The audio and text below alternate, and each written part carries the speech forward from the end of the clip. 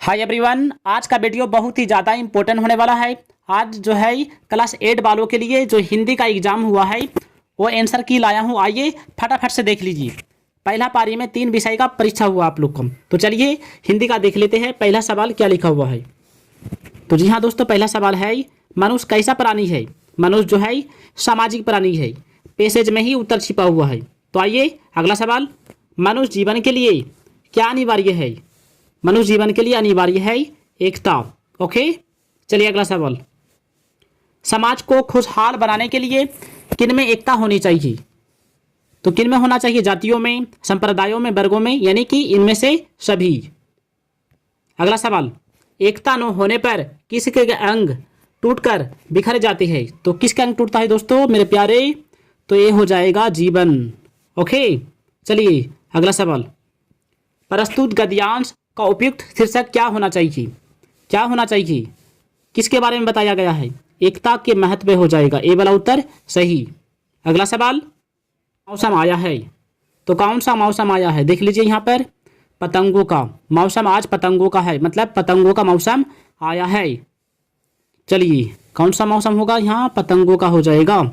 Okay, चलिए अगला सवाल,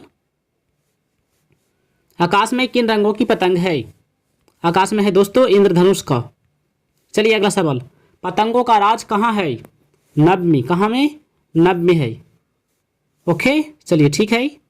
अगला सवाल, पतंगों किस ओर है। पतंगों जो है चारों ओर है। पैसेज में बता रहा है चारों ओर। देख लीजिए यहाँ पर, देखिए पैसेज में, ये देखिए ये देखिए ये देखिए चारों ओर यहाँ लिखा हुआ है, चारों ओर ये वाला चीज है। चलिए अगला सवाल, अगला सवाल है 10 नंबर का, प्रस्तुत काव्यांश का उपयुक्त शीर्षक क्या होगा। इंद्रधनुष के रंग, सुहाना मौसम, पतंगों का मौसम, रंगों का त्योहार। तो क्या होना चाहिए, सुहाना मौसम होना चाहिए। तो 10 नंबर का उत्तर हो जाएगा, सही उत्तर होगा आपका पतंगों का मौसम। ये नहीं होगा, ये वाला सही होगा। ओके, चलिए अगला सवाल, अगला सवाल है, आप देख सकते हैं, पराजयी शब्द में कौन सा उपसर्ग लगा है। तो पराजयी शब्द में उपसर्ग कौन सा होगा, परा हो जाएगा। क्या होगा, परा। एक प्रत्यय से बना शब्द क्या है। एक से क्या होगा दोस्तों, एक से हो जाएगा ऐतिहासिक। क्या, ऐतिहासिक। चलिए अगला सवाल, उल्लेख शब्द का सही संधि विच्छेद क्या होगा। तो इसका हो जाएगा उत्जोड़ लेख। क्या होगा, उत्जोड़ लेख। चलिए अगला सवाल, माता पिता किस प्रकार का समास है। तो ये हो जाएगा द्वंद्व समास। चलिए, गायक का स्त्रीलिंग क्या होगा, गायिका हो जाएगा।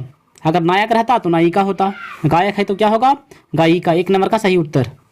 17 सही वर्तनी क्या है। तो ये हो जाएगा धर्म। क्या हो जाएगा दोस्तों, धर्म हो जाएगा। कौन सही है, धर्म कैसे लिखा जाता है, इस तरह ना धर्म होगा।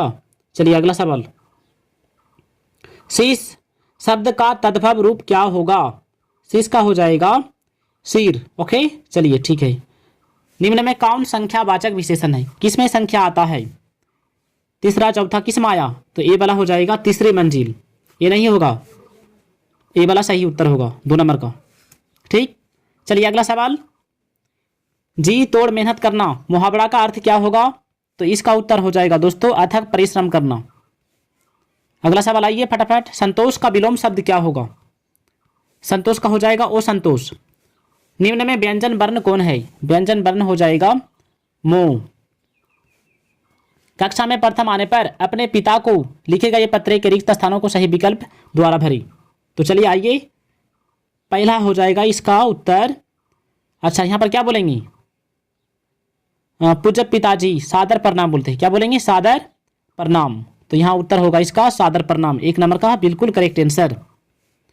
अगला, अगला फिर क्या बोला यहाँ पर, देखिए आइए, हाँ, मैं कुशल मंगल हूँ और आशा करता हूँ कि आप सभी कुशल होंगे। आज हमारे विद्यालय की वार्षिक परीक्षा का परिणाम घोषित हुआ। आपको यह जानकर हार्दिक प्रसन्न होगी। क्या होगा, प्रसन्न मतलब खुशी। प्रसन्नता कहाँ लिखा हुआ है, तो ही उसका उत्तर प्रसन्नता हो जाएगा। अगला, अगला का हो जाएगा आशीर्वाद। 3 नंबर। चलिए 26 का आइए, 26 का आइए, प्रस्तुत गद्यांश किस पाठ से लिया गया है? तो ए लिया गया है छोटा जादूगर। कहाँ से? छोटा जादूगर से। कौन पैसा कमाना चाहता है? पैसा कमाना चाहता है छोटा जादूगर। ओके। अगला, लेखक ने लड़के की मदद कैसे की? लेखक ने शरबत पिलाकर मदद की। लड़के कितने बरस का था? लड़के जो था दोस्तों 13-14 बरस का था। अगला सवाल है, लड़का पैसा कमाकर क्या करना चाहता है? जी हाँ, लड़का जो है पैसा कमाकर माँ की सेवा करना चाहता है। ओके, 3 नंबर का 3 नंबर का सही हो जाएगा। सम्राट अशोक किस पर विजय पाना चाहते थे? तो ये हो जाएगा कलिंग पर। ओके। अगला, किस पाठ में दिव्यांग महिला की धैर्य, दृढ़ इच्छा शक्ति एवं सफलता के बारे में बताया गया है? तो दोस्तों 32 नंबर का हो जाएगा आपका उत्तर, बस की यात्रा। ठीक है। अगला सवाल माते चलिए आइए। हुंड्रू का जल प्रपात किस नदी पर है? तो ये होगा कौन सा नदी पर? स्वर्ण रेखा नदी पर। ओके, चलिए। 34, हमारे आचरण पर किसका गुप्त प्रभाव पड़ता है? किसका प्रभाव पड़ता है? गुप्त संस्कारों का। किसका होगा? संस्कारों का। चलिए अगला सवाल माते हैं। मरांग गोमते का क्या अर्थ होता है? महान पुरुष, विद्वान पुरुष, धार्मिक पुरुष, सामान्य पुरुष, बताइए फटाफट। चलिए, मरांग गोमके का क्या अर्थ होता है? महान पुरुष हो जाएगा। 1 नंबर का सही उत्तर। अच्छा, चलिए अगला सवाल माते हैं।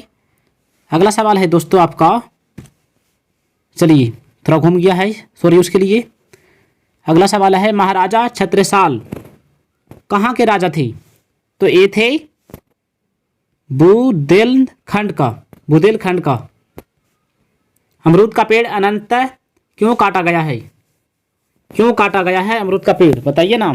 अंधविश्वास के कारण, कीड़े लगने के कारण, तो अंधविश्वास के कारण। किसके कारण? अंधविश्वास के कारण। 1 नंबर का उत्तर करेक्ट आंसर। चलिए अगला सवाल, विद्यालय में बाल संसद के सभी मंत्रियों के कार्यों की देखरेख करने का काम किसको सौंपी जाती है? तो ये हो जाएगा प्रधानमंत्री। चलिए अगला सवाल माते हैं। प्रस्तुत काव्यांश किस कविता से लिया गया है? तो ये हो जाएगा पुष्प की अभिलाषा। अगला, प्रस्तुत कविता के कवि कौन है? तो ये हो जाएगा डॉक्टर, कौन हो सकता है? क्या नंबर का है दोस्तों? 40 नंबर का नाम। प्रस्तुत कविता के कवि है माखनलाल चतुर्वेदी। कौन? माखनलाल चतुर्वेदी। उत्तर सही होगा। 41 का, प्रेमिका को कौन ललचाना नहीं चाहता है? बताइए, प्रेमिका को कौन ललचाना नहीं चाहता है? इसका उत्तर आप लोग कमेंट में अवश्य बताना। ओके, चलिए अगला सवाल में आते हैं। पुष्पे किसके गहनों के रूप में गूंथा जाना नहीं चाहता? सुरबाला के, देवी देवता के, सम्राटों के, प्रेमी के, बताइए। तो क्या होना चाहिए? 42 का उत्तर हो जाएगा प्रेमी के। किसके? प्रेमी के। चलिए अगला सवाल, पुष्प किस पर इठलाना नहीं चाहता है? अपने भाग्य पर। किस पर? अपने भाग्य पर। अगला सवाल, बूढ़ी औरत कितने बरस की हो गई थी? बताइए, कितनी बरस की हो गई थी? 75, 35, 45, 55 बरस, बताइए कितना हो सकता है? तो इसका भी उत्तर आप लोग कमेंट में बताना। ठीक है, मैं 2 क्वेश्चन को दिया हूं कि देखते हैं कौन कौन इसका उत्तर सही बता पाते हैं। चलिए, तो मैं समझूंगा कि आप लोग का आंसर बहुत सही हुआ होगा। गांव के लोग बूढ़ी औरत के सामने क्यों हाथ जोड़ लेते थे? आदर से, प्रेम से, श्रद्धा से, डर से, बताइए क्या होगा? क्या होना चाहिए? 45 नंबर का, डर से। क्या से? डर से।